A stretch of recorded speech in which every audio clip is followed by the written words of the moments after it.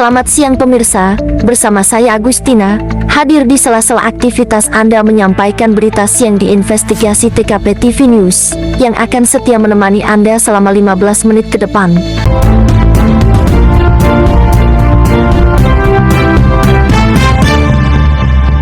Pemirsa, berita kali ini terkait sidang ke-15, perkara sengketa lahan masyarakat kelompok tani UBM melawan PT Brau Coal.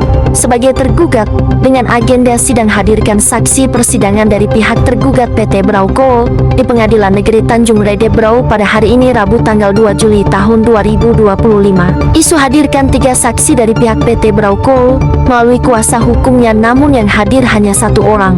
Dengan alasan keterangannya sama saja jelasnya di dalam persidangan ini. Kasus sengketa lahan antara kelompok tani usaha bersama Meraang UBM dan PT Brau Coal mencapai babak akhir pembuktian di Pengadilan Negeri Tanjung Redep hari ini. Meskipun sempat diisukan akan menghadirkan 3 saksi, PT Brau Coal pada akhirnya hanya membawa 1 orang saksi, yang objektivitas keterangannya diragukan oleh pihak Poktan UBM. Kuasa hukum PT Brau Coal berdalih bahwa kesaksian 1 orang saksi sudah cukup, karena menurutnya semua keterangannya sama. Namun, pihak Poktan UBM mengindikasikan adanya ketidakobjektifan dalam keterangan saksi tersebut.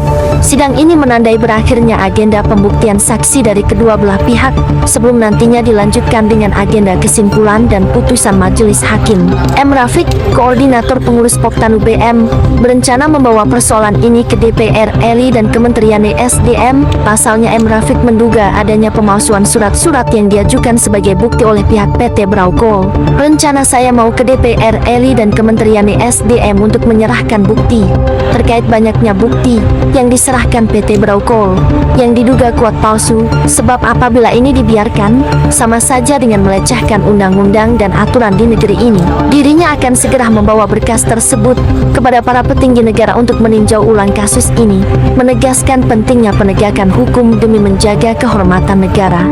Setidaknya ditinjau ulang, jangan sampai undang-undang di negeri ini dianggap remeh oleh kaum oligarki. Kami rakyat kecil sangat mengharapkan keadilan ditegakkan. Perlu diingat, undang-undang salah satu penentu wibawa negeri ini. Semoga para penegak hukum di negeri sadar kalau mereka adalah pondasi kokohnya negeri tercinta ini. Jadi masalah ini bukan hanya tentang kerugian masyarakat, tapi ini sudah menyangkut wibawa hukum di negeri ini. Kalau semua yang diduga palsu terbukti, maka sudah seharusnya izin perusahaan dicabut. Di sisi lain, Herman Felani, kuasa hukum Poktan UBM, menyoroti keterangan saksi dari PT Brau Coal yang berubah-ubah dan tidak konsisten.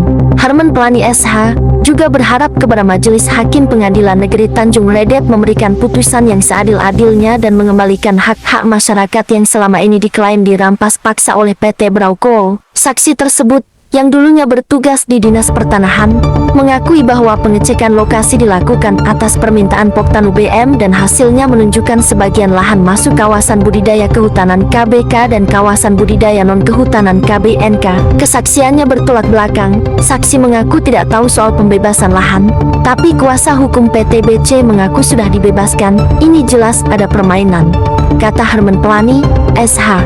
Kami telah memberikan bukti-bukti dan saksi yang valid, sementara pihak PT Brau Coal tidak jelas. Bahkan kami curiga ada upaya memanipulasi data pada surat yang dijadikan bukti pelepasan hak tanah dari masyarakat. Semoga putusan dari majelis hakim ini bisa berpihak kepada kelompok tani masyarakat.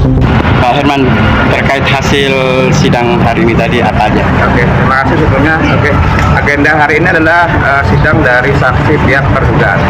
Pada awalnya mereka akan mengajukan 3 orang saksi. Ternyata pada sidang hari ini mereka hanya mengajukan 1 orang saksi dengan alasan saksi lain adalah keterangannya sama dengan yang lainnya.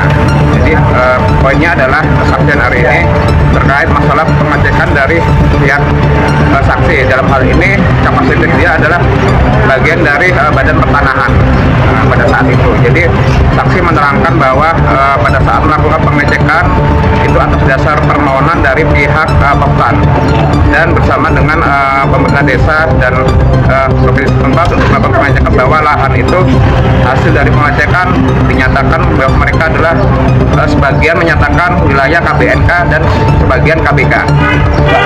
Kalau dari saksi yang dihadirkan dengan perkara kita, menurut Pak Herman gimana?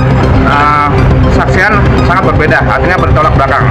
Jadi saya tekankan lagi, kesaksian terkait masalah saksi hari ini menyatakan bahwa setelah ditanya dari kami, menyatakan tidak pernah mengetahui, tidak pernah melakukan adanya pembebasan sepuluhan saksi. Tapi keterangan berbeda disampaikan saksi hari ini dari pihak pertanyaan dari pihak kuasa hukum dari PT Brokol. Artinya keterangan saksi hari ini berbeda-beda, berbeda dalam dua hal pernyataan dia. Berarti tidak nyambung dengan perkara yang sedang Iya, benar. jalan. Harapannya, Pak? Ya, harapannya kita selaku dari perwakilan masyarakat, kita harapannya akhir dari persidangan ini putusan itu adalah memihak kepada kita. Artinya segala bentuk ketidakadilan terjawab, kita juga hak-hak yang harus dikembalikan pada masyarakat bisa terpenuhi. Itu saya harapannya. Ya, jadi memang di waktu mediasi di kantor bupati, saya memang hadir karena saya adalah pemerintah di saat yang tidak, karena teman-teman kelompok tani usaha bersama kan pasti kita wakilkan mediasi tentang perkara kelompok tani usaha bersama ini dengan tapi memang pas di mediasi tersebut diperintahkan oleh wakil bupati hari itu yang memimpin kita untuk validasi di lapangan. Nah, hasil validasi itu dilanjutkan dengan rapat pertemuan di kantor bupati kembali.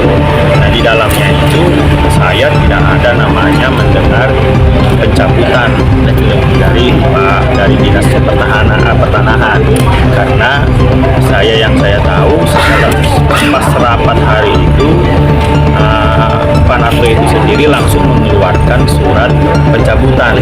Tidak ada saya mendengar tolong Pak Narto dicabut karena ini lahan termasuk lahan KPK, itu tidak ada saya dengar. Intinya Pak Narto itu langsung membawa surat pencabutan. Nah, disaksikan sama ketua. Tetapi saya sampaikan sama pihak Brokol atau pemerintah, sekalipun dia dicabut, saya bilang saya sendiri sebagai kepala kampung saya akan membuatkan surat kembali. Itu pernyataan saya. Nah, jadi saya ikut di dalam mendengar bahwa dinas pertanahan menyuruh Pak Narto mencabut, itu saya tidak mendengar. Tidak ada memang saya dengar.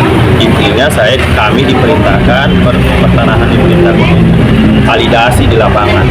Nah, itu aja sih.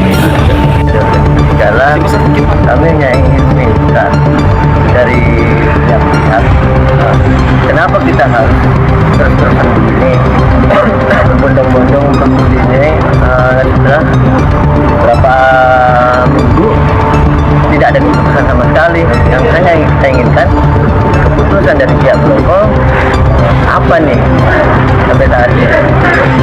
Kita menunggu keputusan dari pihak Brokol. Itu aja dari kami. Harapan kami untuk ketua sidang, tolong diberi keputusan yang bijak untuk masyarakat. Itu aja harapan kami. Sorotan pakar hukum internasional atas sengketa lahan Tanjung Redebrau, pentingnya status quo dalam kasus kelompok tani masyarakat Tumbuk Melayu melawan PT Brauko, kembali menjadi sorotan tajam. Seorang pakar hukum internasional baru-baru ini menekankan pentingnya penerapan status quo selama proses persidangan berlangsung. Menurut pakar hukum internasional yang tidak ingin disebutkan namanya, prinsip status quo dalam kasus sengketa lahan berarti kedua belah pihak dilarang melakukan aktivitas apapun di atas objek sengketa hingga adanya putusan pengadilan yang berkekuatan hukum tetap atau inkrah. Penerapan status quo adalah prinsip fundamental dalam hukum acara perdata, terutama dalam kasus sengketa lahan. Ujarnya, tujuannya adalah untuk mencegah terjadinya tindakan sepihak yang dapat memperkeruh situasi, menimbulkan kerugian lebih lanjut, atau bahkan memicu konflik fisik di antara para pihak. Ini juga untuk menjaga integritas objek sengketa dan memastikan proses peradilan berjalan adil dan objektif. Dalam konteks sengketa Tanjung Redep, penekanan pada status quo menjadi krusial mengingat potensi dampak ekonomi dan sosial yang luas. Aktivitas seperti penanaman, pembangunan, atau eksploitasi sumber daya di atas lahan yang masih menjadi sengketa dapat menimbulkan komplikasi hukum baru, mempersulit eksekusi putusan di kemudian hari, dan memperpanjang konflik. Pakar tersebut menambahkan bahwa pengadilan memiliki wewenang untuk mengeluarkan penetapan status quo sebagai langkah antisipasi. Idealnya, hakim akan mengeluarkan perintah ini sejak awal persidangan, atau ketika ada indikasi kuat bahwa salah satu pihak berpotensi melakukan tindakan yang merugikan di atas objek sengketa. Jelasnya, dengan pemahaman yang lebih dalam mengenai dimensi hukum internasional, usaha bersama meraang berupaya mendukung masyarakat lokal untuk memperjuangkan hak-hak mereka secara adil, memastikan bahwa keberlanjutan ekonomi dan kesejahteraan masyarakat tidak terabaikan di tengah dinamika industri pertambangan. Kasus ini menyoroti pentingnya kepatuhan terhadap prinsip hukum selama proses peradilan, dengan menjaga status quo dan mempertimbangkan hak-hak masyarakat lokal. Diharapkan keadilan dapat ditegakkan dengan sebenar-benarnya dan putusan yang dihasilkan dapat diterima oleh semua pihak, demi terciptanya kepastian hukum dan ketertiban di masyarakat Berau. Hingga berita ini diturunkan, PT Berau Coal belum memberikan pernyataan resmi kepada media.